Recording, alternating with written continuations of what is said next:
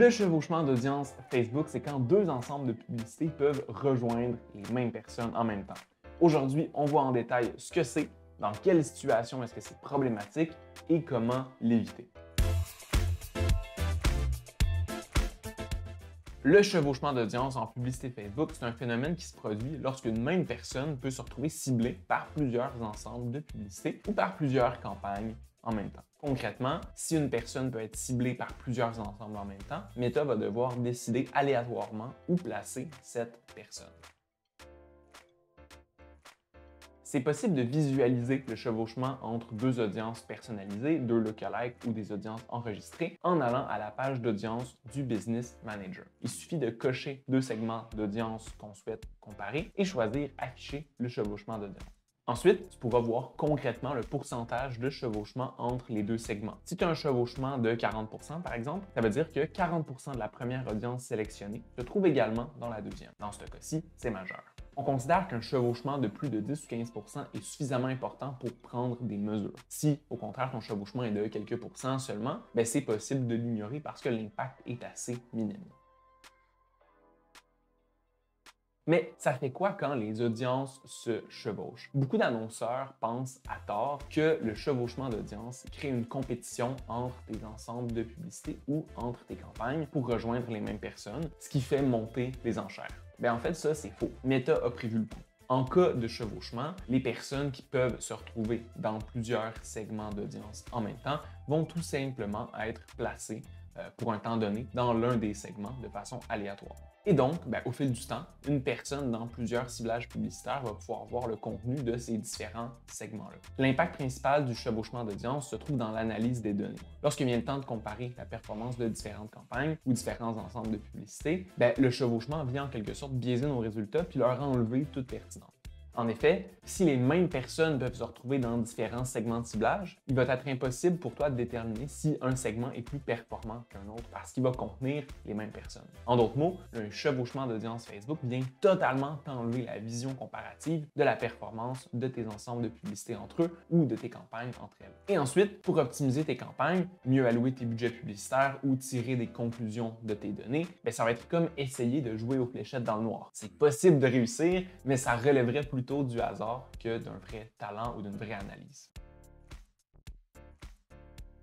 Donc, c'est vrai, l'impact du chevauchement d'audience est négatif pour la prise de décision et pour l'optimisation des campagnes. Cela dit, il y a deux exceptions dans lesquelles le chevauchement est soit inévitable, soit volontaire. Premièrement, il faut considérer qu'aujourd'hui, en 2023, l'algorithme Facebook se permet d'aller plus loin que les segments d'audience que tu configures. En d'autres mots, même si tu cibles uniquement, par exemple, les amateurs de golf, l'algorithme pourrait décider par lui-même de rejoindre des amateurs de d'autres sports, comme le tennis, s'il estime que ça pourrait améliorer tes résultats publicitaires. De la même façon, Facebook peut aller au-delà de ton audience lookalike et rejoindre un public plus large. Ça veut donc dire que peu importe les mesures que tu mets en place, Meta se laisse toujours une porte de sortie pour afficher tes publicités à un public plus large, même si ça vient empiéter sur un autre ensemble de publicités ou sur une autre campagne. Alors, comme c'est impossible d'empêcher Facebook d'aller dans cette voie-là, cette partie-là du chevauchement, elle est inévitable. Ensuite, si tu as différentes campagnes avec des objectifs différents, comme d'un côté générer des ventes et de l'autre générer des leads, tu peux te permettre d'avoir un chevauchement d'audience qui est important. En fait, c'est assez fréquent chez nos clients et nos clientes qu'on utilise les mêmes cibles dans plusieurs campagnes tant qu'ils ont des objectifs différents. Par exemple, une campagne de vente pourrait contenir un ensemble de publicités lookalike stack, 1%, puis un ensemble de publicités qui regroupe des intérêts, comme des intérêts par exemple pour aller chercher les parents. Une deuxième campagne avec un objectif différent, un objectif de prospect, pourrait contenir les deux mêmes ensembles de publicités configurés de façon complètement identique. Pourquoi? Parce que dans la majorité des cas, l'algorithme va de toute façon pas aller rejoindre les mêmes personnes à cause de tes objectifs. En gros, même si tu cibles exactement le même segment d'audience dans deux campagnes dont les objectifs sont différents, Facebook, lui, va pas aller rejoindre les mêmes personnes pour la majorité d'entre elles, tout simplement parce que c'est pas les mêmes personnes qui sont propices à faire l'objectif 1 versus l'objectif 2. En plus de ça, comme tes objectifs sont différents mais que ta clientèle reste la même, on souhaite généralement que le même public accomplisse ces deux objectifs. Bref, si deux campagnes ciblent les mêmes personnes mais qu'ils ont des objectifs différents, t'as pas vraiment à t'inquiéter du chevauchement. Donc, le premier cas de chevauchement d'audience se fait entre les différents ensembles de publicités qui ciblent des intérêts et des comportements, tous les critères de ciblage détaillés. Beaucoup d'annonceurs vont utiliser différents ensembles de pubs pour rejoindre différents segments d'audience sans penser au fait qu'une même personne peut se retrouver dans plusieurs ensembles à la fois. Par exemple, si tu vends de l'équipement sportif, ben, tu pourrais être tenté de cibler d'un côté les passionnés de tennis et de l'autre côté les passionnés de golf. Le problème, c'est que les personnes qui sont passionnées par les deux vont créer du chevauchement d'audience. Donc, pour résoudre ce fameux problème de chevauchement entre nos audiences d'intérêt, il faut utiliser des exclusions sur le premier ensemble de publicité pour exclure le second. Par exemple, dans le cas des passionnés de tennis et de golf, il suffirait de prendre les intérêts de tennis du premier ensemble et de les exclure du deuxième ensemble des passionnés de golf. Donc, d'un côté, on va retrouver les passionnés de tennis et de l'autre, les passionnés de golf qui ne démontrent pas d'intérêt pour le tennis. Donc, golf moins tennis. De cette façon-là, les deux ensembles de publicité vont être isolés l'un de l'autre et le chevauchement va avoir disparu. Ensuite, on peut retrouver un certain chevauchement entre les ensembles de publicité d'intérêt et ceux qui ciblent les audiences similaires ou les audiences lookalike. C'est normal.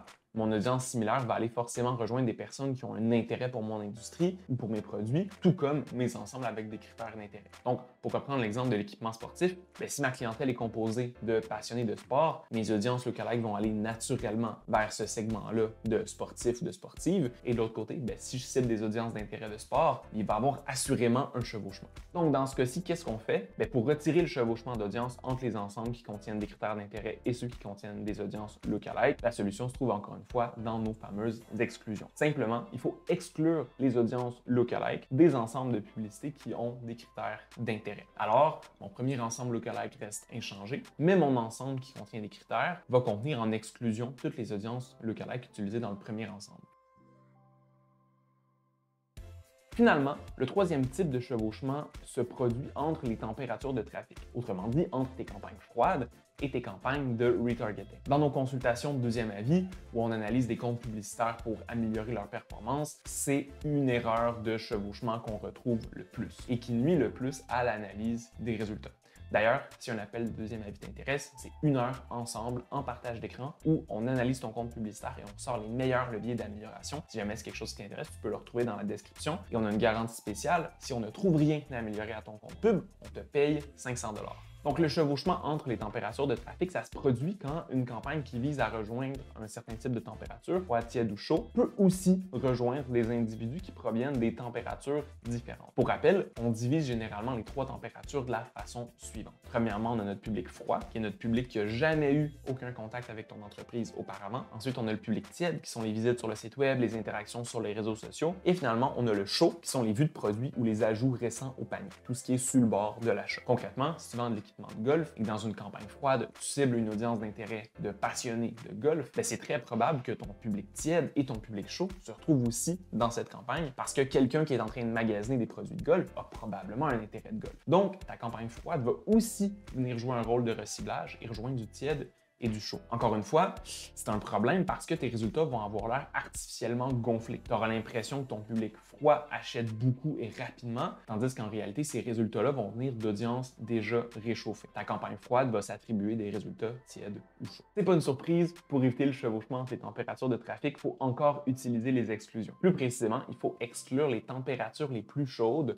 de chaque campagne. Donc, pour les campagnes froides, il va falloir exclure tous les segments tièdes. On va exclure nos visites sur le site web, nos interactions avec les réseaux sociaux, nos abonnés, nos listes email, etc. Ensuite, pour les campagnes tièdes, il faut exclure le segment d'audience chaud. Ça va être souvent nos ajouts au panier ou nos paiements initiés. Et finalement, pour la campagne chaude, si on le souhaite, on peut exclure notre résultat final comme notre achat ou notre conversion de prospect, par exemple. Et donc, de cette façon-là, on va se retrouver avec des campagnes sans chevauchement. Bref, le chevauchement d'audience, c'est pas la plus grande erreur jamais faite par les annonceurs sur Facebook, mais ses conséquences négatives sont tout de même très importantes pour analyser tes résultats et prendre de bonnes décisions au sujet de ta stratégie publicitaire. N'importe quel annonceur qui souhaite améliorer ses résultats devrait en tenir compte et s'assurer que ses exclusions sont suffisamment bien configurées pour minimiser le chevauchement. Si jamais tu as aimé la vidéo, n'hésite pas à mettre un like ou à me dire en commentaire quel autre sujet tu voudrais que j'aborde. N'hésite pas non plus à t'abonner, on en sort comme ça assez fréquemment. Si notre service de deuxième avis t'intéresse, tout va être en commentaire aussi pour prendre rendez-vous et qu'on se fasse cet appel-là dans les prochaines semaines pour regarder comment on pourrait améliorer ton compte. Salut!